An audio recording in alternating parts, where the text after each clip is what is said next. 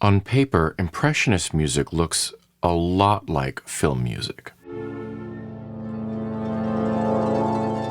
Linger on dissonance, or what's traditionally considered dissonance. Don't resolve with traditional cadences. Use planing. Film music wouldn't be the same without planing. Use whole tone scales.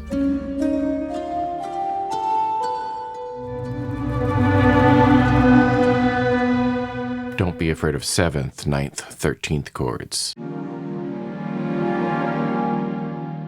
And even treat a scene or a landscape like a character.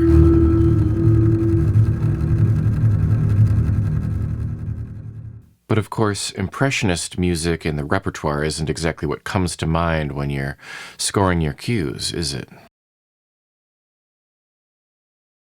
So why would it make sense to use this tool, Spitfire's Impressionism, as opposed to something else in your arsenal? Keep watching to find out.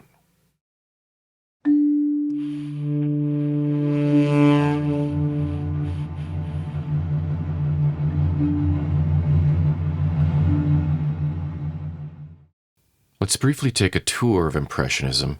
In the upper right, you'll find the key and mode selectors. There's set keys and modes where you can choose a root and choose the scale or mode. If you want out of scale notes, turn this little switch on and it'll make everything basically chromatic. And you can also play in notes that will allow it to detect the scale, and they can be pretty complex. We'll get to this in more detail coming up. The mod wheel is called the diverge control, and we'll talk a little bit more about that in a bit. It's not as simple as a dynamic layer control on this instrument. Of course, the big reverb knob in the middle, and there's a few different reverb selections: plate, a room, a hall, a large room, and a spring. If you click in the middle, you'll also get a separation and release control. These are also available in the mix selections. We're going to turn these down in a minute and hear things without them at the default settings. That's one of the first tips I have for getting familiar with impressions. Common to all Spitfire plugin instruments is the curated articulations or patches. Each have a key switch assigned to them. And you can slide the key switches up or down using this keyboard kind of in the upper right of the lower section here. So if I choose Green Valley, the key switch is D sharp 1. Sunset at Sea is E1. So the switches themselves are labeled here. You can also select them with the mouse if you prefer. Somewhat unique to impressions, instead of mic positions, there are 3 components to each sound. These are curated instrument groups with recorded gestures that can get triggered by a combination of the mod wheel and velocity and the key and mode selector. Here I'm triggering different velocities, and you'll note that when I have a lower velocity, I get a +2 or 2/2 steps trill. And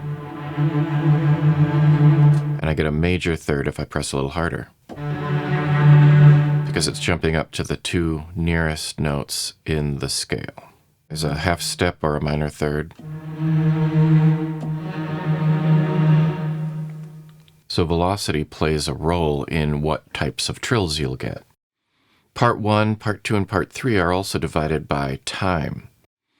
Part 1 usually sounds first, Part 2 is the development, and Part 3 is kind of the last part of the gesture. So Part 3 might not sound like anything at the beginning with the default settings, but that's because separation is higher than 0. As soon as you bring separation down to 0, you'll be able to hear Part 3 instantly. So separation is at 0 now, and it'll sound almost instantly. If I bring it up and press the same key, nothing happens until it comes in a little later.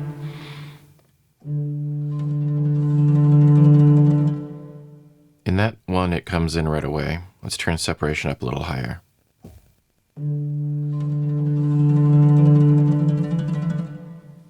So that's what the separation knob does.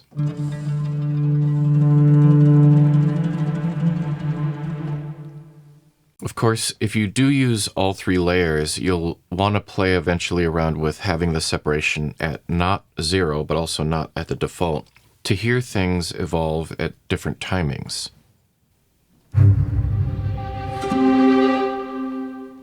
Split them apart further.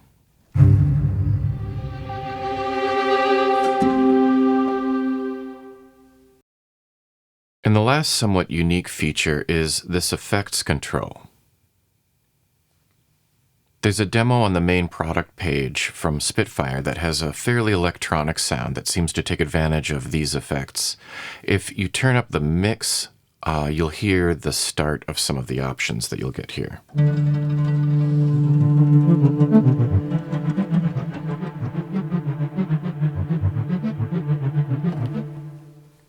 That's the basic layout of the instrument. Let's move on to actually using it. The first thing I suggest, perhaps after playing around a little bit, is reducing the separation and release controls to the minimum.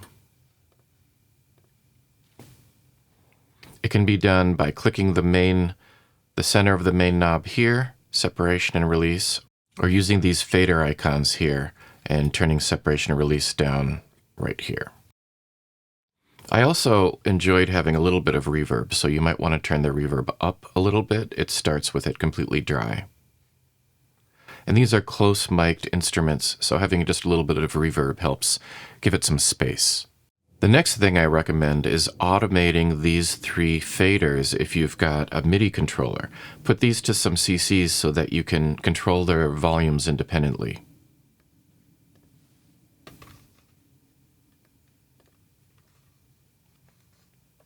If you don't have that ability, while you're auditioning things, you may want to solo mic 1 or part 1 and then go through each of these individually and just hear part 1 for all 8 of these, then switch over to part 2 and check out part 2 for each of them. Again, with separation at the beginning, you'll be able to hear them immediately. So here's part 2 for each of these. Got to turn the mix off.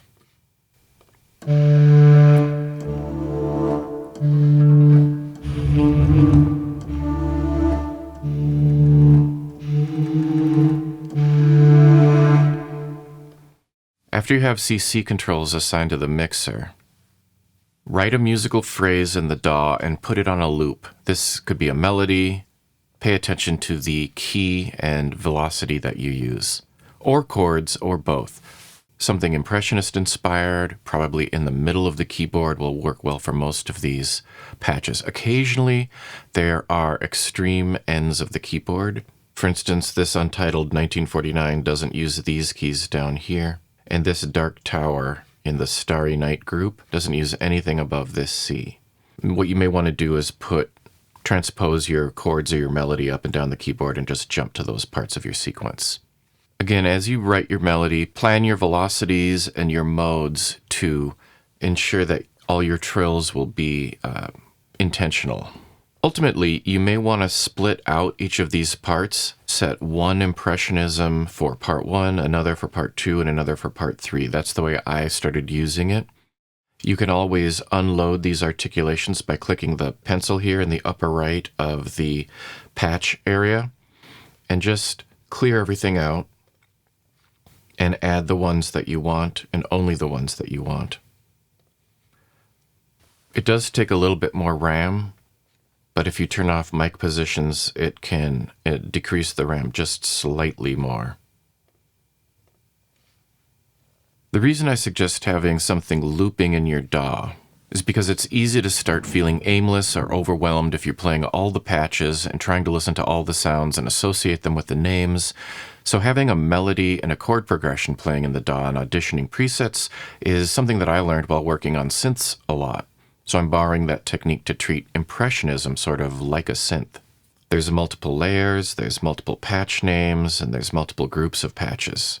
As you continue to audition these, I suggest finding a notebook and taking notes on the names. They seem to be grouped around perhaps visual inspirations, like paintings, but some of them are definitely darker than others. Starry Night is quite dark.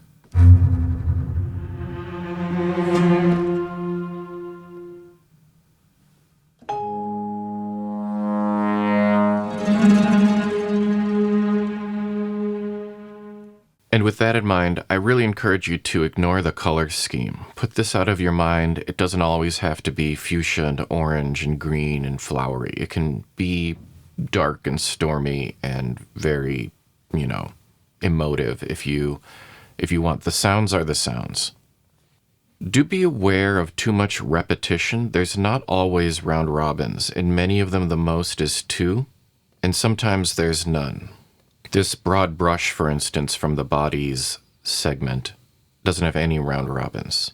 Also, the sounds don't evolve forever, so be prepared to play new notes to keep things moving and evolving. Of course, you can use the mod wheel for a while, but to keep things sort of in that moving stillness of Impressionist-inspired music, you'll need new notes.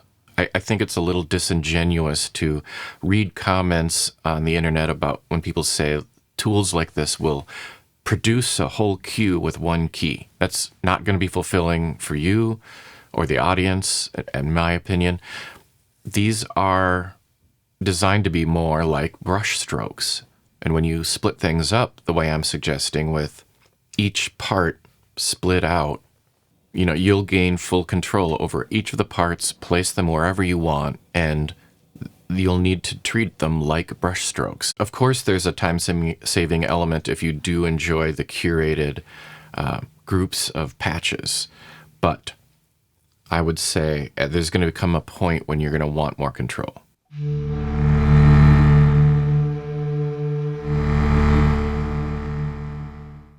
One thing I noticed about the octaves is they may give you a range of MIDI keys to play, but you'll only be able to activate sounds in a small range of the sampled instrument.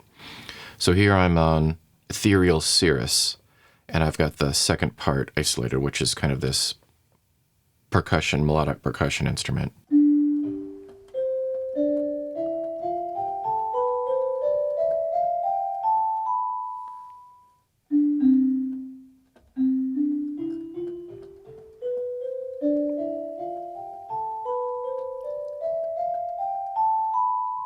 And they've kind of overlapped some octaves there.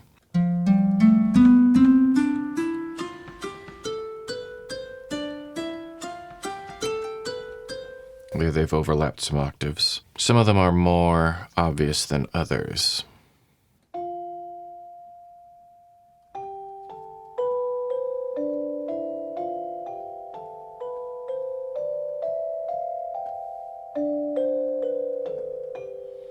So as you play more and more notes across the MIDI keyboard, you may be overlapping octaves or repeating octaves to keep the range of the actual instrument kind of in check. Here's an example of going into crescendo with the release all the way down.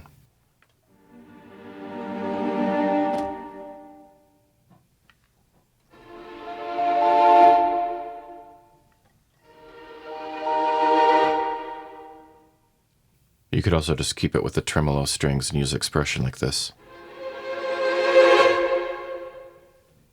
Too much reverb, pull it down.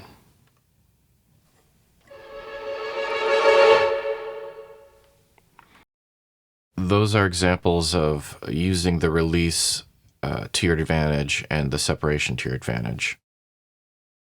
What I wanted to say about the diverge control is that while they do kind of splay apart, it usually feels mostly additive to me. As you move up, you're basically adding layers. So I'll try to demonstrate here.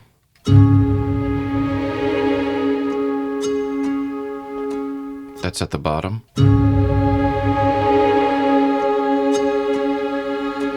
That's at the top. Here's at the bottom.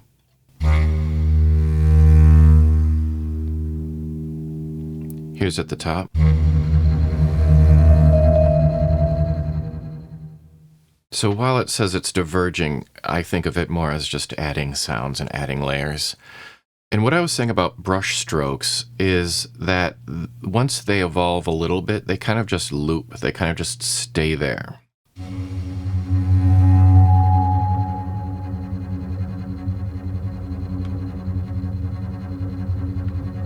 There's nothing much else going on, so you can't just make a cue out of holding down the key. I mean, you're done. That also is probably why the package is the size it is. It's not an 80 gigabyte library. It's a few chosen shorts and articulations that then sometimes have loops. And from that, you can make a lot of music, but these aren't long sustains with 16 different mic positions. It's not as big as 16 mic positions with everything being held forever. It's small melodic percussion, some tremolos, those types of things that then get extended until you play a new note. I did find there's some pre-delay needed to get things to sync up with the other tracks, so that might need a little experimentation from you. I prefer sometimes to just bounce things to audio. Not always, but I'm more comfortable moving audio around than adjusting MIDI forever. So the waveforms in the audio are easier to line up visually, and it just works for me to bounce it.